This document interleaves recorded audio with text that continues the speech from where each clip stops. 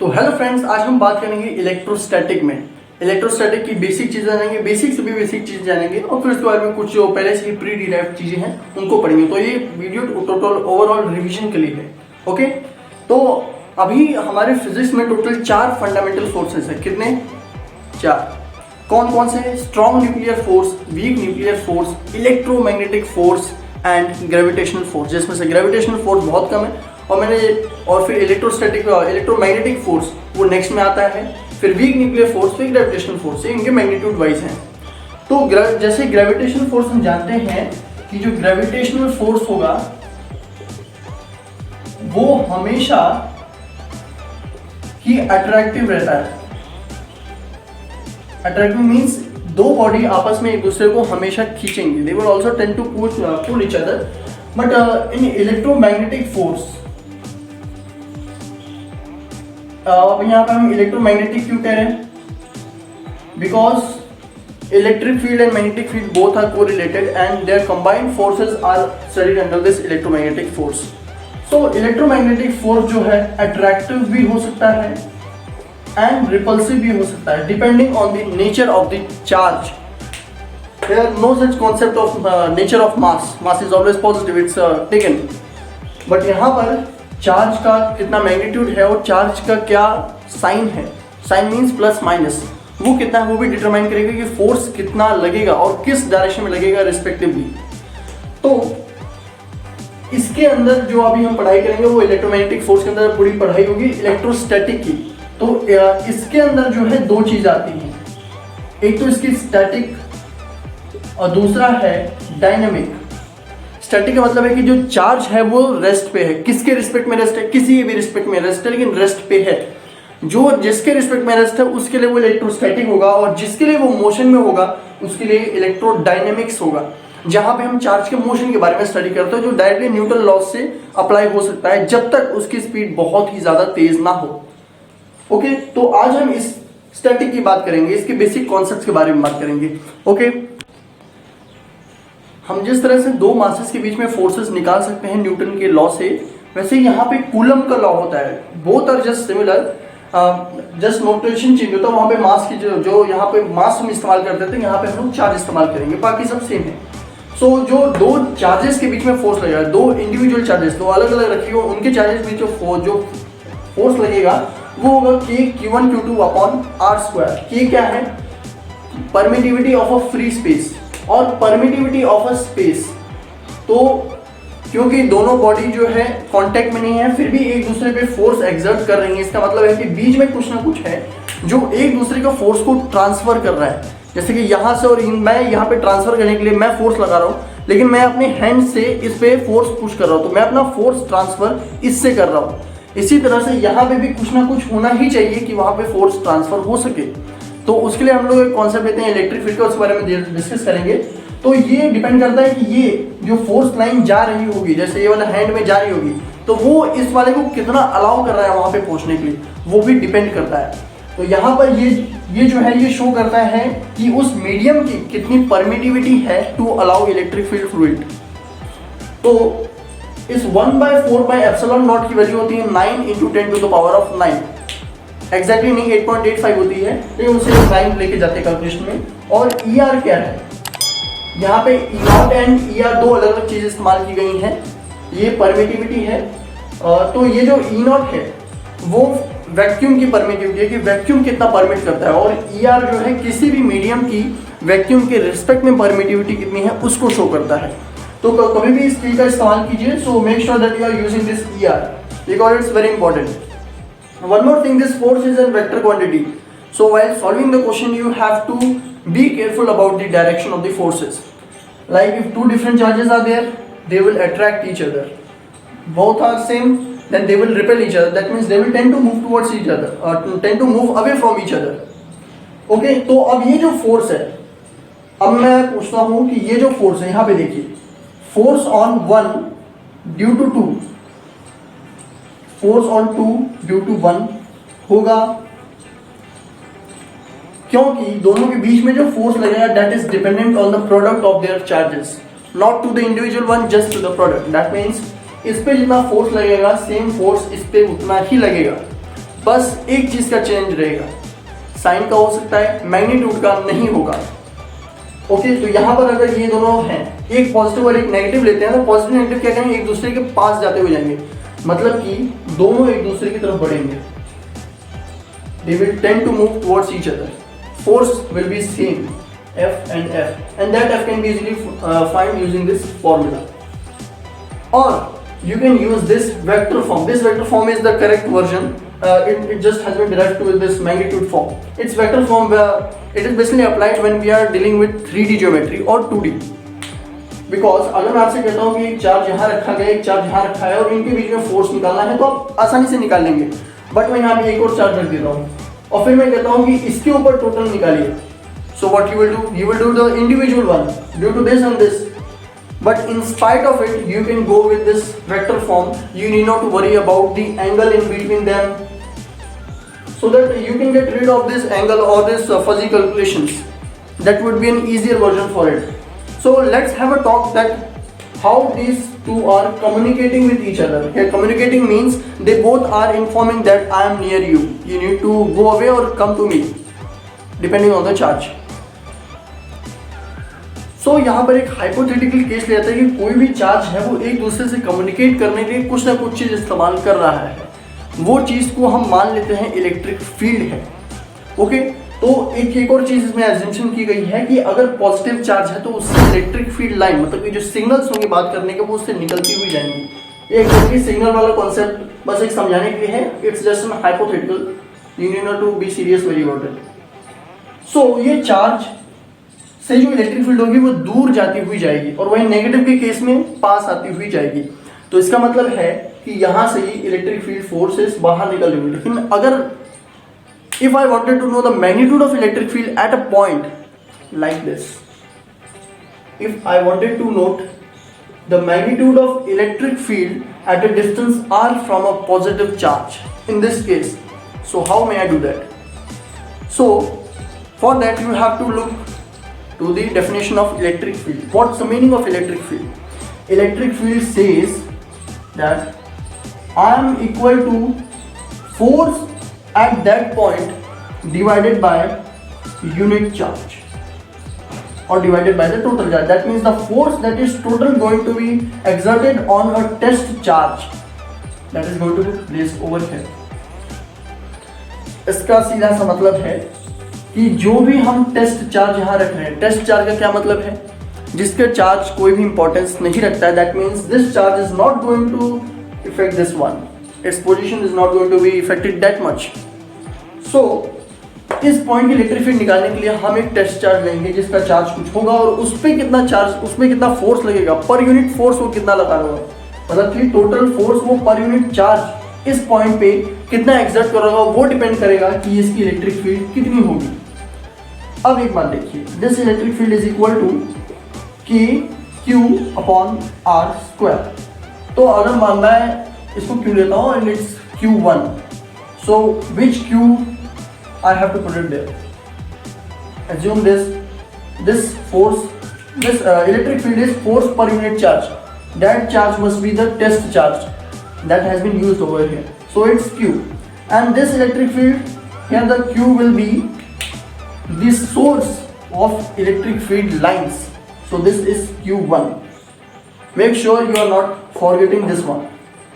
Okay, so ये electric field का basic concept है कि फोर्स पर यूनिट चार्ज कितना लग रहा है, कौन सा चार्ज, टेस्ट चार्ज, और इसकी इलेक्ट्रिक फील्ड कितनी होगी that depends on its magnitude, this one magnitude. Direction क्या होगा, चार्ज पे डिपेंड करता है। अगर ये पॉजिटिव चार्ज है तो electric field lines away from the positive charge, if it was a negative one then it would have been like this one. So it's so simple but it's convenient. Okay, then let's look about electric potential.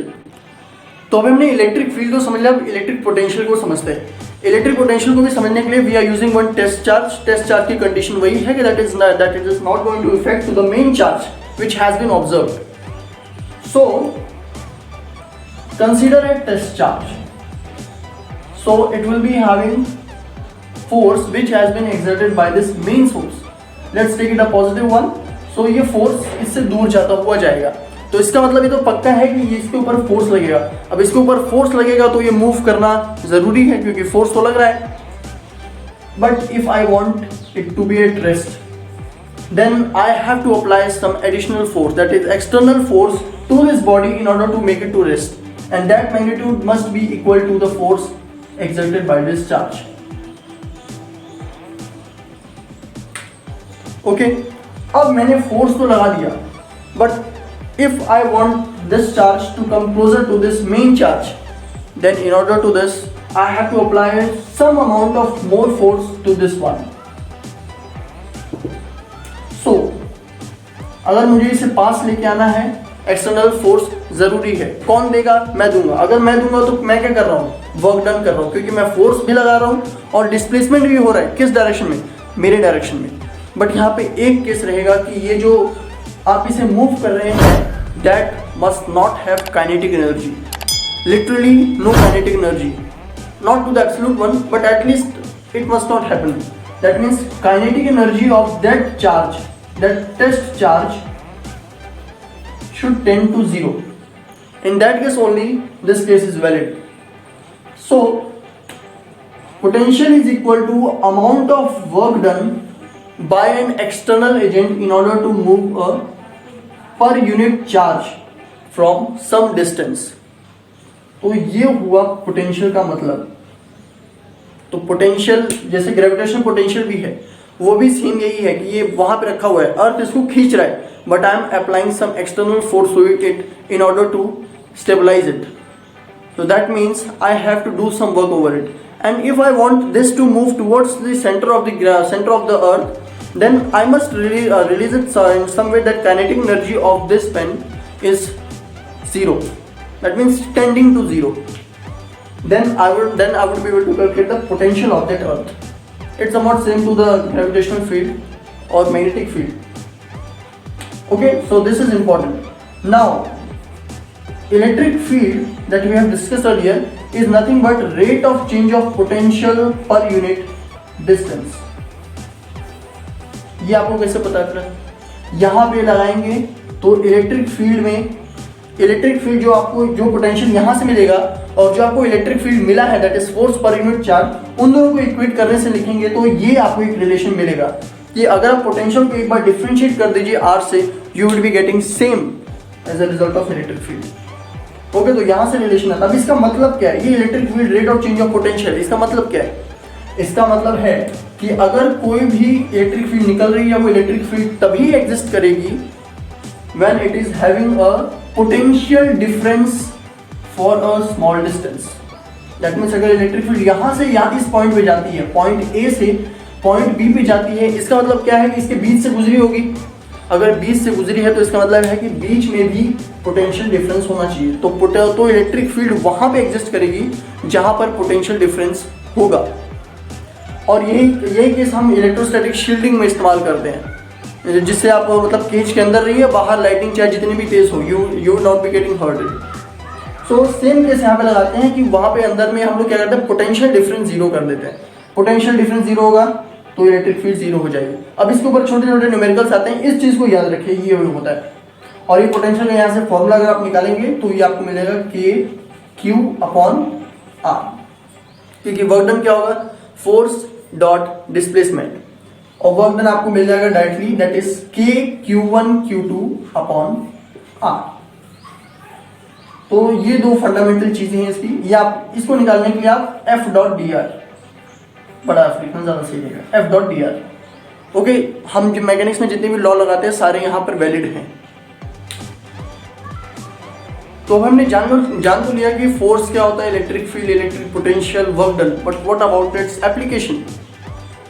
तो एक बात याद रखिए, battery का काम क्या होता है,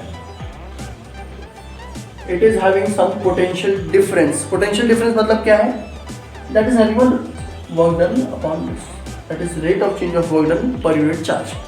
it's somewhat same to one, but just the difference. तो बैटरी का काम है कि it will apply some potential difference. अब पोटेंशियल डिफरेंस क्यों कर रही है? पोटेंशियल डिफरेंस होने से इलेक्ट्रिक फील्ड आता है. इलेक्ट्रिक फील्ड से होने से क्या होगा, फोर्स आएगा. फोर्स के होने से क्या होगा, वर्क डन आएगा। तो ये लूप घुमाता है। बैटरी का एक ही काम है कि पोटेंशियल डिफरेंस क्रिएट करें, but as a result electric field has been produced, force has been produced, then automatically work done is produced. And if work done is there, किसके ऊपर वर्क डन, चार्ज के ऊपर work done, जो इसके अंदर charge है, तो वो एक ड्राइविंग फोर्स की तरह काम करता है।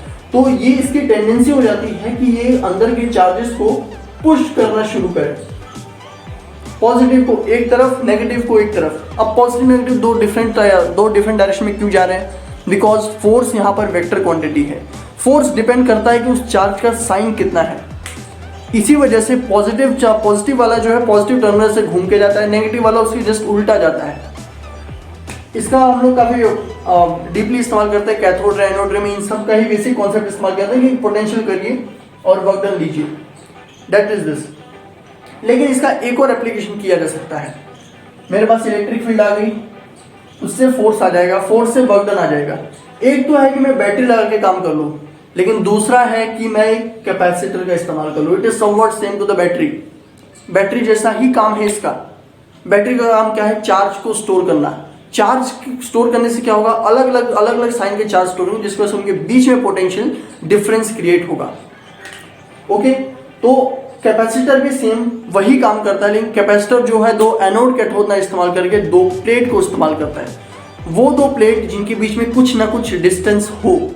लेकिन अभी देखिए फैक्ट क्या है, बहुत मजेदार है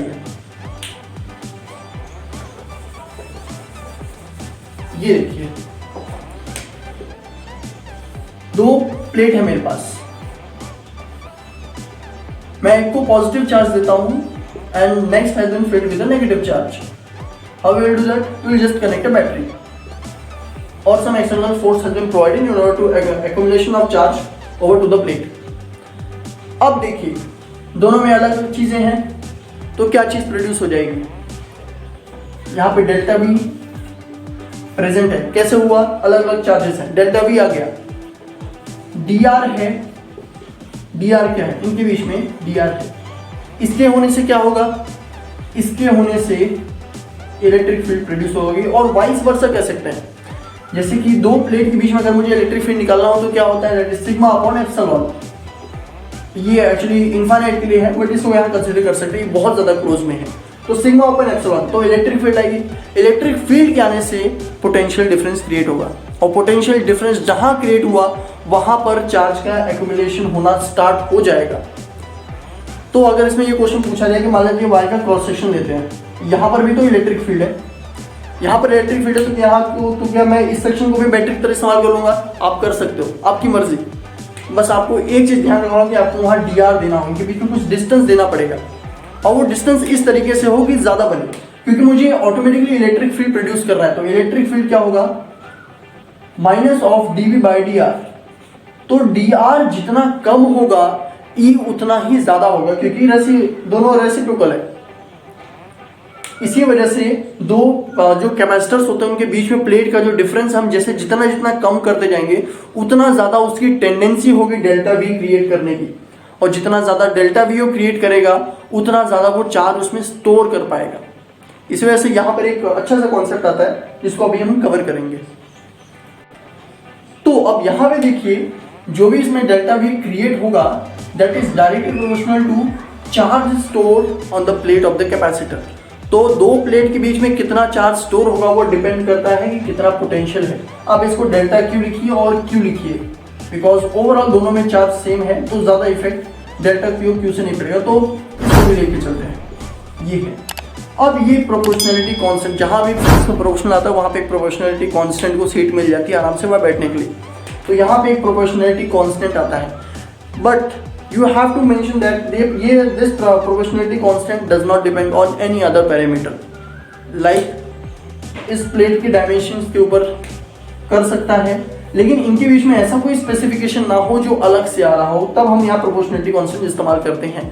जैसे कि अगर 10 इज इक्वल टू 2 इंटू 5 और 6 इक्वल टू 2 इंटू 3, तो इन दोनों का रेशियो तो हमेशा सेम रहेगा। ये देखिए कांस्टेंट एक रखा जाए, तो कांस्टेंट का काम है कि इन दोनों के बीच में रिलेशन स्टैब्लिश करे जो हमेशा कांस्टेंट हो।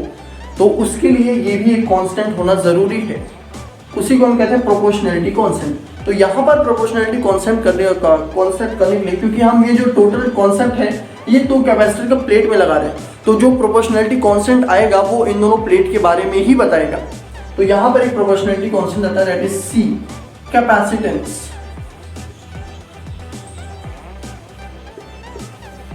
ये है कैपेसिटेंस।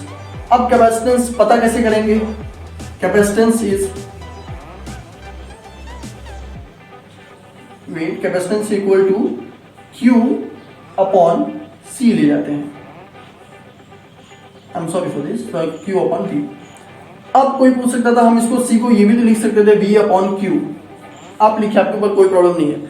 बस एक चीज रहेगा कि यहां पर जो C आएगा और यहां पर C आएगा वो सेम नहीं रहेंगे, दोनों एक दूसरे के रेसिप्रोकल होंगे। You are free to choose your frame of reference, आप जहां से भी लेना चाहो आपको कोई मना नहीं करेगा, but your result will be varying in a case, बस रेसिप्रोकल होगा। तो आप इसको लेके जाइए कोई प्रॉब्लम नहीं, इसको लेके जाइए कोई प्रॉब्लम नहीं, but CBSE and CRT follows this one, so better to go with this one। तो ये कैपेसिटेंस रहेगा, वो होता है कि कितना charge per unit potential develop हो रहा है।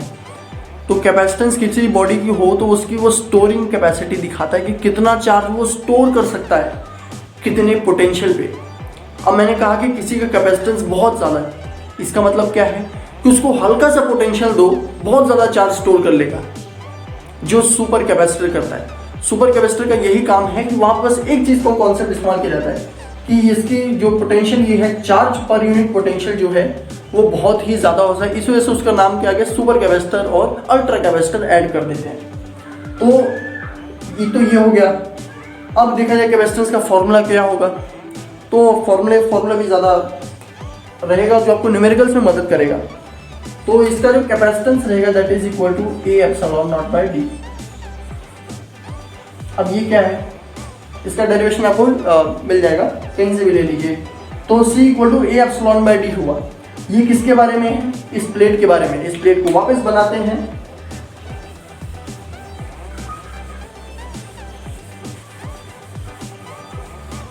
ओके, तो ये कैपेसिटेंस दो प्लेट के बारे में बताएगा। ए क्या है, इस प्लेट का एरिया, कौन सा एरिया, जैसे ये तो प्लेट है तो इसका एक तो ये एरिया हो सकता है, ये एरिया हो सकता है, तो कौन सा एरिया है? वो एरिया जहां से दोनों एक दूसरे को फेस कर रहे हैं, जैसे ये फेस कर रहा है एक दूसरे को ऐसे, तो ये वाला जो फेसिंग एरिया है उसको हम एरिया ऑफ अ प्लेट कहेंगे। तो जो ये एरिया बनेगा, ये जो एरिया होगा उसको हम यहाँ पे ए से डिनोट किया गया है। डी क्या है? इनके बीच का डिस्टेंस। अब अगर प्लेट थोड़ा मोटा कर दिया जाए तो तब कौन सा डिस्टेंस लेंगे? हमेशा याद रखिए डिस्टेंस हमेशा किसी बॉडी से सेंटर से लिया जाता है। ओके, तो यहाँ पे भी डी जो है सेंटर से ले जा रहा है, उसका इंपॉर्टेंस ज्यादा नहीं है। अब ये देखिए यहाँ पे एप्सिलॉन नॉट ले रहे हैं। एप्सिलॉन नॉट क्या था? Permittivity of a free space. तो फ्री स्पेस कितना अलाउ कर रहा है ये, एक तो ये हुआ। लेकिन अगर मैं इसके बीच में कुछ चीज लगा दूं तो इन पूरे पैरामीटर में एक ही चीज इफेक्ट करेगी, वो एप्सिलॉन नॉट। ये फॉर्मूला कंप्लीट नहीं है। C equal to A epsilon naught epsilon R upon D होगा। This is the correct version. इसको नोट कीजिए कि ये इंपॉर्टेंट है कि आप ER को स्किप मत कीजिए। हम कभी भी इलेक्ट्रिक फील्ड मैग्नेटिक फील्ड की बात करेंगे, वो डिपेंड करता है कि मीडियम कैसा है, इसी वजह से यहाँ पर इसका इंपॉर्टेंस ज़्यादा है। तो जैसे मैग्नेटिक फील्ड में आप लेंगे तो मैग्नेटिक फील्ड में भी परमिबिलिटी का इंपॉर्टेंस है। ओके, तो ये परमिटिविटी जो है इंपॉर्टेंट हो ER। तो यहाँ पे ER का क्या सिग्निफिकेंस है? अगर मैं चाहता हूँ कि C को बढ़ाऊँ, C क्या है? Charging storing capacity. अगर मैं C को बढ़ाना चाहूँ तो ER को बढ़ा सकता हूँ, क्योंकि E0 को मैं बढ़ा नहीं सकता, that is constant. So ER को बढ़ाने के लिए यहाँ पे मटेरियल इंट्रोड्यूस किए जाते हैं। अब मटेरियल इंट्रोड्यूस कौन कौन से कर सकते हैं? बहुत सारे किए गए हैं। सुपर कैपेसिटर हम लोग ग्राफीन का इस्तेमाल करते हैं, जिसकी वजह से जो है ये चार्जिंग स्टोरिंग कैपेसिटी, क्योंकि उसकी ER जो है रिलेटिव परमिटिविटी है वो बहुत ही ज़्यादा है, जिसकी वजह से चार्जिंग स्टोरिंग कैपेसिटी उसकी बहुत ज़्यादा बढ़ा देता है। ओके, तो ये एक मेन है कि C equal to A epsilon naught epsilon R upon D. यहाँ पे चीज़ें क्या क्या हैं उसको भी याद रखिए। और C की यूनिट निकालनी हो Q अपॉन V, इसके ऊपर ज़्यादा डिस्कशन करने की जरूरत नहीं है। फिजिक्स में ये सबसे आसान होता है कि किसी भी चीज़ की यूनिट निकालना। सीधा उसका जो भी वो जिसके ऊपर डिपेंड करता है उसका यूनिट निकालिए और बाकी काम करते जाइए। और इसका जो डायमेंशन निकालने के लिए इसका डायमेंशन दोनों का अलग अलग निकालते हुए लगाते जाइए। ओके, अभी आपने बहुत सारी सिचुएशन देखी होंगी जहाँ पे आपकी बैटरी डेड हो जाती होगी, तो आप उसे चार्ज करते हो। तो बैटरी को चार्ज और डिस्चार्ज दोनों किया जा सकता है। तो मैंने कहा कि कैपेसिटर भी एक बैटरी है, तो क्या उसको भी चार्ज डिस्चार्ज कर सकते हैं? एब्सोल्युटली उसे कर सकते हैं। तो कैपेसिटर के चार्जिंग का मतलब क्या है? किसी भी चार्जिंग का मतलब होता है कि उसको चार्ज देना, दैट मीन्स उसके बीच में पोटेंशियल डिफरेंस क्रिएट करना। तो पोटेंशियल डिफरेंस क्रिएट करने के लिए क्या करेंगे? कोई भी एक्सटर्नल सोर्स लगा के उस प्लेट में या दोनों एनोड कट होते हैं, वहां पे चार्ज का कलेक्शन बढ़ाइए। और डिस्चार्ज में क्या होता है? चार्ज का डीलोकलाइजेशन होता है, जिसकी वजह से चार्ज की डेंसिटी उस इलेक्ट्रोड पे या उस प्लेट पे घट जाती है। तो charging means charging of a capacitor, that's a simple one. So here I am taking one battery with a resistance R connected and C. So it's basically RC circuit you can say. So RC circuit में एक है कि यहाँ पर अब इसका initial charge Q initial 0 है, but Q final कुछ रहा होगा, बट इन बिटवीन भी तो कुछ रहा होगा। मैक्सिमम मिनिमम में जाने से लिए आपको बीच का भी क्रॉस करना होगा। तो मतलब यहाँ पे चार्ज का एक्यूमुलेशन होगा, कितने के रेट से होगा वो ये देखिए। Q equal to, that means इस पे कितना चार्ज होगा वो डिपेंड करता है। Q equal to Q naught 1 minus E power minus T upon R C. Q naught क्या है? Q नॉट का मतलब है कि उस चार्ज पे मैक्सिमम कितना हो सकता है, इस वाले पे मैक्सिमम चार्ज कितना पहुंच सकता है, वो ये है Q नॉट। वो कैसे निकालेंगे? Q naught equal to C into V। V क्या है? V मैक्सिमम, दैट मीन्स इस बैटरी की total potential has been transferred to this capacitor. अब वो टोटल पोटेंशियल ले चुका है। ओके, तो मतलब इस वाली बैटरी की जो पोटेंशियल थी वो इसमें ट्रांसफर हो चुकी है। तो ये Q equal to C into V max, वो नॉर्मल वाले से आ जाएगा। और ये RC का इंपॉर्टेंस यहाँ रहता है, इसको कहते हैं tau, time constant. RC circuit में टाइम कांस्टेंट क्या है? RC। अब इसका जो ये Q equal to Q naught into this, इसका जब हम ग्राफ बनाएंगे तो वो इंक्रीजिंग आएगा, मतलब कि चार्ज बढ़ता हुआ जाएगा। तो यहाँ पे 1 time constant, 2 time constant, 3 time constant. 1 2 3 का मतलब क्या है? 2 times of RC, 3 times of RC, 4 times of RC, ये है। तो इसमें एक फैक्ट है कि फर्स्ट टाइम कांस्टेंट में अबाउट 63% ऑफ मैक्सिमम चार्ज, मतलब कि इस पे जितना भी मैक्सिमम चार्ज आएगा उसका 63% उसके पहले ही टाइम कांस्टेंट में आ जाता है। That is the fast rate of charging. तो इसका चार्जिंग बहुत ही ज्यादा तेज होता है। तो ये almost 5 times of time constant में ये पूरा चार्ज हो जाता है। तो आपको किसी भी चीज का कोई भी सर्किट दे दिया उसमें टाइम कांस्टेंट पूछ दिया जाए, सो what you will do? Directly RC निकालिए, R इंटू सी। R क्या है? R इक्विवेलेंट है। अब यहाँ पे सीरीज पैरेलल हो सकती है, कुछ भी हो सकती है, उस पूरी सीरीज का उस कैपेसिटर के अबाउट इक्विवेलेंस निकालिए, फिर वहां पे ये लगाते जाइए R इंटू सी। वो उसका टाइम कांस्टेंट होगा। जितना टाइम कांस्टेंट उसका मतलब है कि वो उतने टाइम इंटरवल, जैसे हम लोग हमारे में first second, 1 minute, 2 minute, 3 minute होता है ना, इससे फंडामेंटल यूनिट हम लेके जाते हैं, सेकंड को भी लेते हैं। ऐसे यहाँ पर कैपेसिटर के टर्म में हम लोग लेते हैं टाइम कांस्टेंट। जैसे एक इसकी फंडामेंटल यूनिट है, हमारे में 1 सेकंड है, वैसे उनमें 1 टाइम कांस्टेंट है। ओके, तो ये चार्जिंग केस हुआ, इस चीज को याद रखिए। वही डिस्चार्जिंग, बैटरी डिस्चार्ज हो रही है तो ये भी डिस्चार्ज होगा। तो इसका डिस्चार्जिंग रेट कितना होगा? That is equal to Q equal to Q naught into E to the power of minus T upon RC। फॉर्मूला में कोई भी ज्यादा चेंज नहीं आता है, बस यहाँ पर ये 1 और माइनस चीजें स्किप करके ये सारी चीजें आती हैं। तो इसमें आप ऑब्जर्व करेंगे कि वो घटता हुआ जाएगा। तो यहाँ पर जो है डिस्चार्जिंग भी फास्ट होती है। इसका ग्राफ बनाइए, इसका ग्राफ बनाइए, और देखिए चार्जिंग भी फास्ट होगा, डिस्चार्जिंग भी फास्ट होगा। तो दोनों ही चीजें फास्ट हो रही है। इसी वजह से जो सुपर कैपेसिटर होते हैं वो बहुत जल्दी चार्ज लेते हैं, बहुत जल्दी चार्ज देते हैं। तो आप क्या चाहते हो कि आपकी बैटरी बहुत जल्दी चार्ज हो जाए? सब चाहते हैं। तो आजकल सभी बैटरीज को हम लोग ट्रांसफॉर्म करेंगे, सुपर कैपेसिटर इस्तेमाल किया जाए, जिसको हम लोग बहुत जल्दी चार्ज कर सके, बहुत जल्दी डिस्चार्ज कर सके। मार्केट में ऐसे बहुत सारी चीज़ें हैं जहाँ पे जो ऐसी बैटरीज हैं जो बहुत जल्दी चार्ज होती है, उनमें सुपर कैपेसिटर का कॉन्सेप्ट इस्तेमाल होता है। तो आई होप आप लोग ये सब पूरा समझ चुके होंगे। ये पूरे बेसिक ही थे, और इसमें जितने भी फॉर्मूले दिए गए उनको एक बार रिवाइज कीजिए और बी कूल।